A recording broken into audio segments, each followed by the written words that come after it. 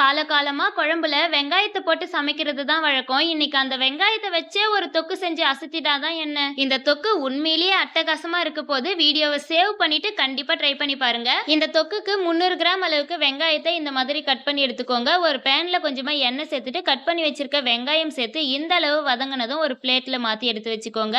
இப்போ அதே எண்ணெயில கொஞ்சமா சோம்பு, மிளகு, பச்சை மிளகாய், கட் பண்ணி வச்சிருக்க வெங்காயம், கொஞ்சமா உப்பு சேர்த்துட்டு 1 டீஸ்பூன் அளவுக்கு இஞ்சி பூண்டு பேஸ்ட் சேர்த்து நல்லா வதக்கிக்கோங்க. ஒரு கொத்து கருவேப்பிலை, அரைச்சு வச்சிருக்க தக்காளி சேர்த்து நல்லா வதக்குனதுக்கு அப்புறமா மஞ்சள் தூள், மிளகாய் தூள், கறி மசாலா தூள், மிளகுத்தூள் சேர்த்துட்டு இந்த கிரேவிக்கு தேவையான அளவு உப்பு சேர்த்து நல்லா வதக்கிக்கோங்க.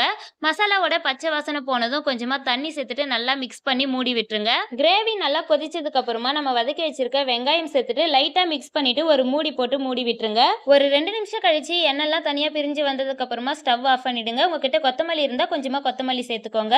இந்த தொக்கு உண்மையிலேயே அட்டகாசமா இருக்கும். கண்டிப்பா ட்ரை பண்ணி பாருங்க.